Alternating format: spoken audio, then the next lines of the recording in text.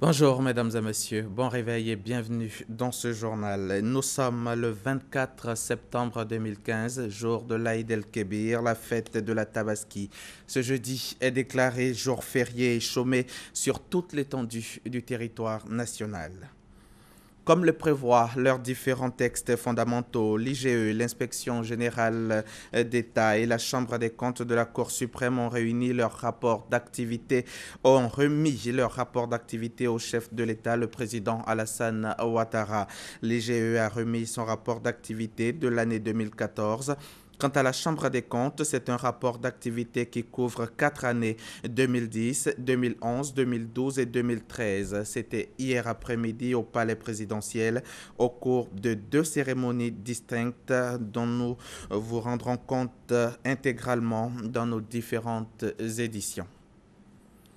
Un conseil des ministres s'est tenu hier mercredi au Palais présidentiel. Les membres du gouvernement et le président de la République Alassane Ouattara, comme à l'accoutumée, ont planché sur plusieurs sujets relatifs à la marche de la nation. L'un des points importants évoqués concerne le développement du nouveau site de la zone industrielle de PK24 en bordure de l'autoroute du Nord. Nous en parlerons également plus largement dans nos prochaines éditions. La Direction générale des affaires maritimes et portuaires reçoit des équipements d'une valeur estimée à 285 millions de francs CFA du Conseil national de sécurité. Ces équipements vont permettre à la police maritime d'assurer la sécurité sur les eaux. Abou Sanogo. Ce sont 8 véhicules, dont un pour le ramassage de troupes, une vedette et 2 quads d'une valeur totale de 285 millions de francs CFA qui ont été remis à la Direction générale des affaires maritimes et portuaires par le ministre des Transports, Gaoussou Touré. Ces équipements vont permettre à la police maritime et portuaire d'être présente sur les eaux et sur les plages pour lutter contre les incidents et les actes de malveillance. Il y avait un besoin réel et il fallait le faire et je suis heureux aujourd'hui. Ce sont des actions qu'on fait grâce à son Excellence le président Alassane Ouattara qui tient à tout ce qui touche à la mer. Parce que vous savez, la mer, c'est les 3/4 du territoire national. Et donc il faut que les agents sentent l'importance que le gouvernement entier accorde à ce secteur. Ce geste du Conseil national de sécurité s'inscrit dans la stratégie de sécurité nationale, surtout pour la mise en œuvre des instruments stratégiques nécessaires à la promotion de l'économie maritime. Nous sommes en train de préparer le renforcement des capacités des agents en matière de sécurisme avant la fin de l'année. D'autres équipements seront acquis pour véritablement mieux coordonner toutes nos activités. Il y a 9 mois, l'État de Côte d'Ivoire a doté la Direction générale des affaires maritimes et portuaires de moyens de sécurisation maritime, notamment de 3 vedettes et 13 motos. Parlons santé à présent. La première dame, Dominique Ouattara, a posé la première pierre du premier centre de radiothérapie en Côte d'Ivoire. Compte rendu, Alexis Ouedraogo. Le cancer, une maladie qui fait peur. Sa prise en charge est lourde en termes de soins et surtout de finances. Chaque année dans le pays, le ministère de la Santé essaie de venir en aide aux malades sous forme de prise en charge ou d'évacuation sanitaire, mais la demande est très souvent beaucoup plus forte que les ressources disponibles. En 2014, ce sont 74 demandes reçues. Seulement 6 personnes ont été prises en charge pour seulement un coût total de 30 millions de francs CFA, soit un coût moyen de traitement de 6 millions de francs par personne. Pour l'année 2015, 56 demandes nous sont parvenues à ce jour, pour un montant global de 68 119 813 francs. Madame la Première Dame, le Président de la République et vous-même avez opté pour soutenir les plus démunis et les personnes qui ont besoin d'aide et de soins. Les Ivoiriens le vivent au quotidien.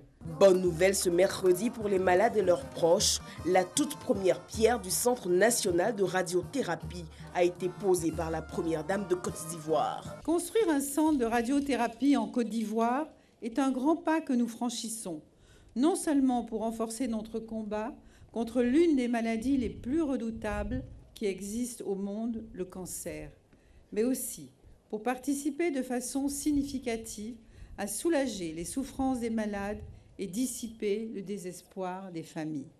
Je me réjouis de cette avancée significative dans la prise en charge des malades dans notre pays. Et je reste convaincue que ce centre ne sera pas le dernier à voir le jour, tant les besoins sont grands et les maux nombreux à devoir être soulagés. Le pays s'est engagé au bien-être des populations. Il y a déjà 8 mois, le gouvernement signa un protocole d'accord avec le laboratoire Roche pour la prise en charge du cancer du sein et des hépatites virales. Grâce à ce protocole, les patients ne payent aujourd'hui que 10% du coût du traitement, soit 15 000 francs, en lieu et place de 150 000 francs. Plus loin, l'inauguration de l'unité d'immunohistochimie de Côte d'Ivoire, qui permet à ce jour d'affiner le diagnostic et le traitement du cancer. Ce premier centre national de radiothérapie devrait être livré dans 18 mois. En vue de résorber le déficit de logement en Côte d'Ivoire, le ministère de la Construction, du Logement, de l'Assainissement et de l'Urbanisme et un groupe chinois ont signé un protocole d'accord pour la production et la commercialisation de logements en Côte d'Ivoire. Et ce protocole prévoit la construction de 10 000 logements. On retrouve Abou Sanogo. Une signature qui vaut 10 000 logements sociaux. Le groupe chinois Shenyang Broyan Elevator s'engage ainsi à accompagner la Côte d'Ivoire dans la production de masse de logements pour résorber le déficit dans le domaine. Avant, on a une bonne relation entre la Chine et la Côte d'Ivoire. Puis on fait une bonne étude sur la place. Et puis on trouve ici, il y a beaucoup de demandes. Encore aussi, le très important, c'est le pays très stable aussi maintenant. Le gouvernement s'attellera à faciliter la mise en œuvre du programme, a promis le ministre de la Construction, du Logement, de l'Assainissement et de l'Urbanisme. Après toutes les vérifications au niveau de la Chine, nous sommes arrivés à la conclusion que ce groupe fait partie en tout cas des plus sérieux. C'est l'une des rares fois où nous voyons un groupe qui dit « je mobilise les 100% de mes financements. Je n'attends pas les documents de garantie de l'État et je vais aller jusqu'à 10 000 logements. Je crois en la Côte d'Ivoire et nous nous apprêtons à mettre à leur disposition du foncier et à leur donner tous les avantages fiscaux à l'effet que ce groupe puisse rapidement réaliser ces logements. En plus, ils nous disent qu'ils veulent réaliser au minimum ces 10 000 au bout de 4 ans. C'est un appui que le groupe chinois apporte à la Côte d'Ivoire pour résorber le déficit de logement.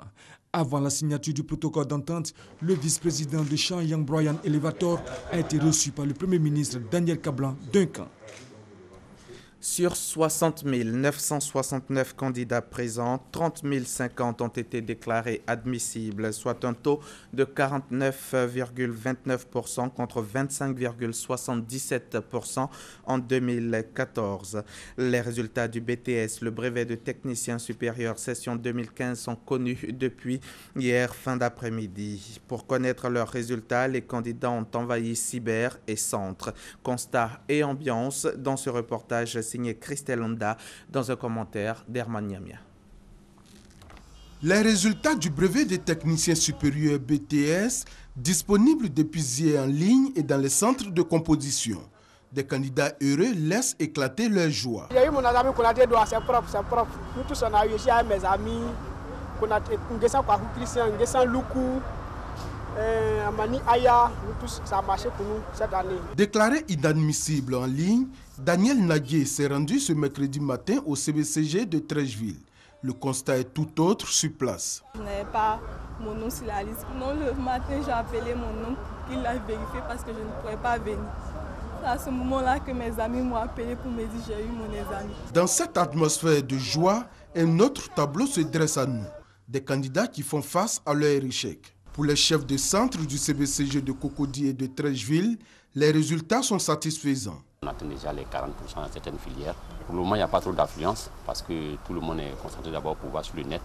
Pour les réclamations, ils viendront, puis on va recevoir. Le résultat cette année est nettement supérieur. Nous espérons que dans les années à venir, nous ferons plus que 50%. Le BTS session 2015 a enregistré un taux de réussite de 49,29% contre 25,77% en 2014.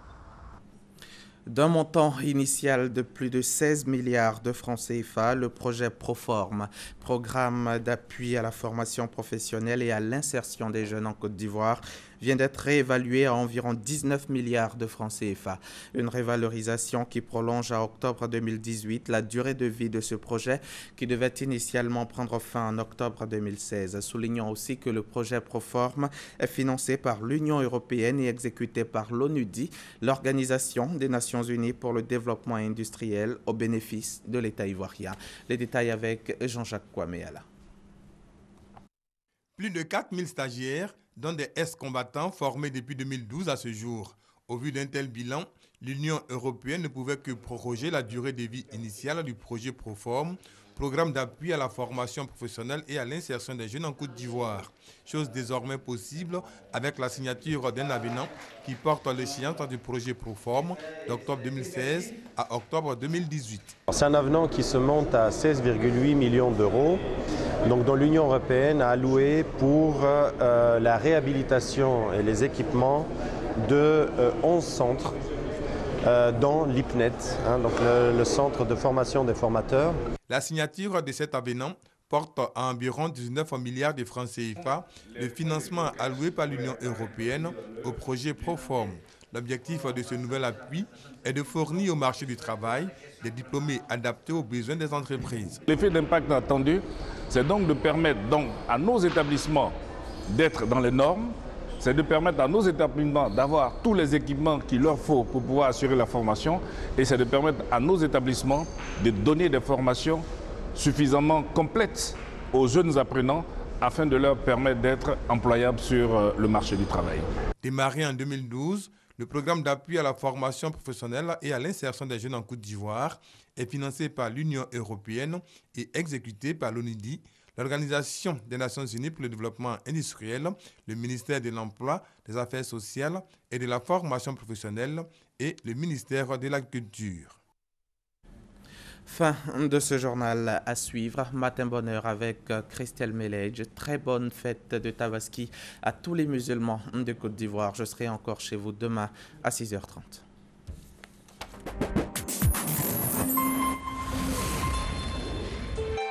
RTI 1, la chaîne qui rassemble.